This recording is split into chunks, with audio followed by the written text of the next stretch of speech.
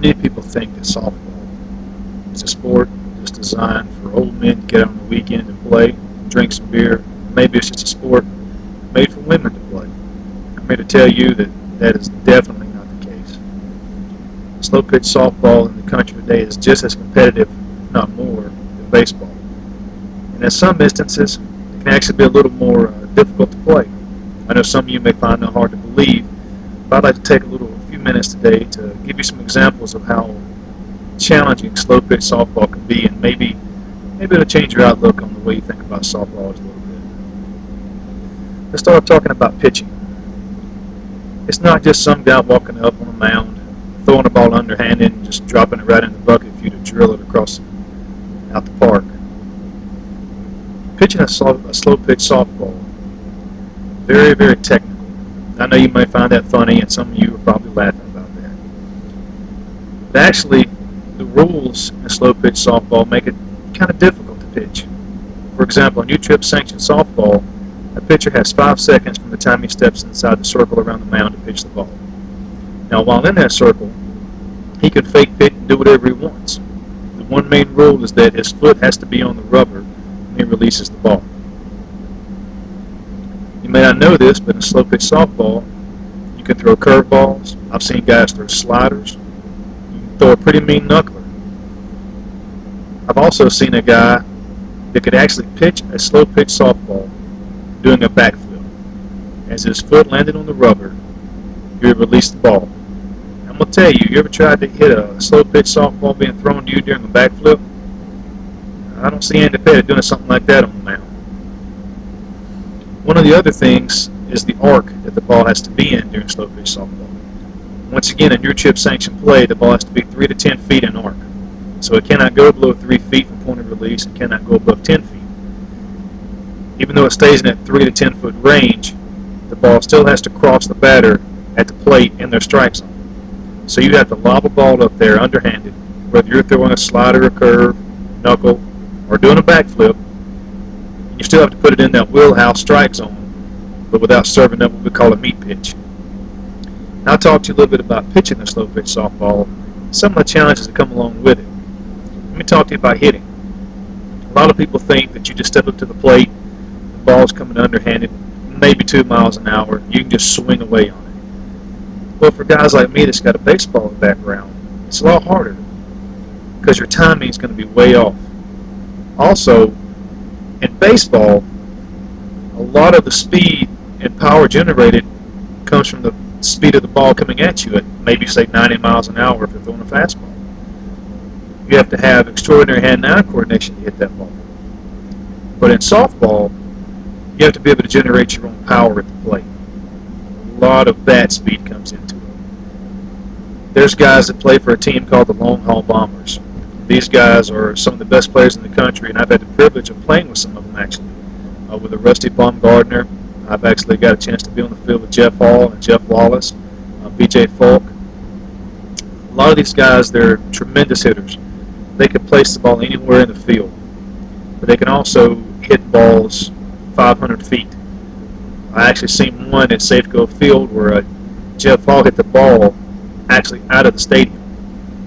Now, some of you guys still may say, oh, they're just pitching the ball up there underhanded. But please, like I said, keep in mind, that ball doesn't have any speed and power behind it. All that's generated with bat speed. And these guys are just crushing the softball.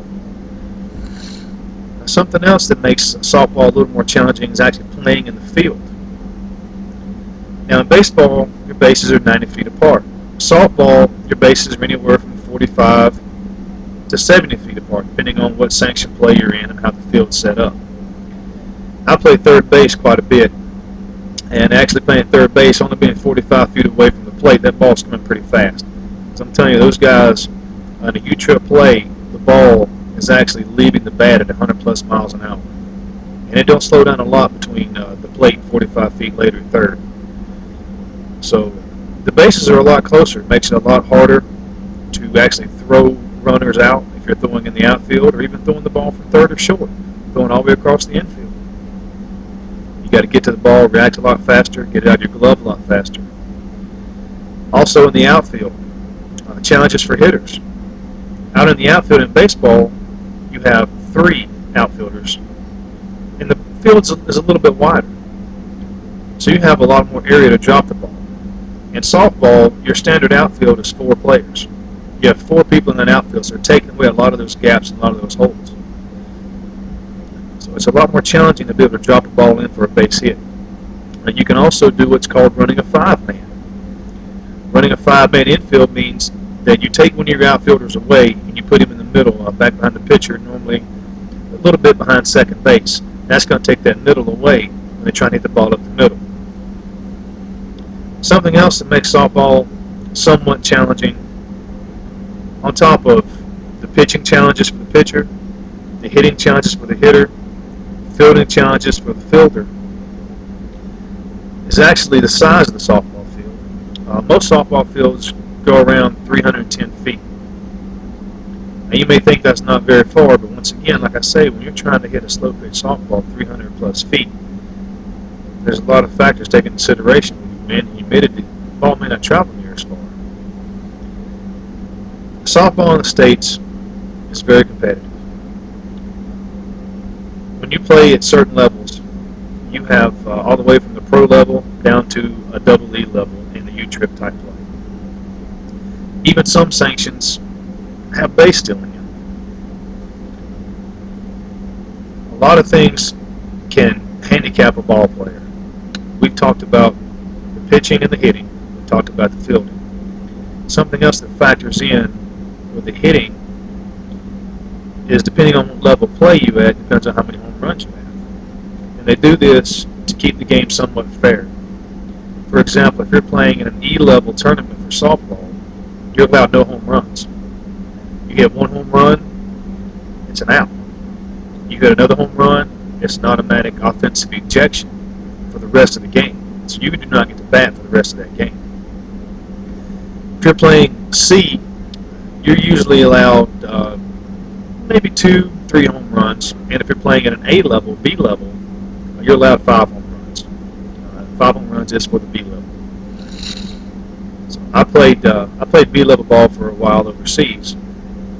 I came back to the States, and the team that I picked up on, they wanted to play E level. Now I went 6 for 6. 6 home runs, never touched a base. So, walking up and playing softball, it takes a little more than what people may think. It's not just a weekend sport for the beer drinkers and for the old men. It takes some skill. You have to be able to place that ball in the gaps. You have to be able to know when to hold back and when to let it fly and hit it out of the park. You have to have hand-eye coordination playing in the infield. You have to have a fairly strong runner playing in the outfield to make those throws for the shorter base paths.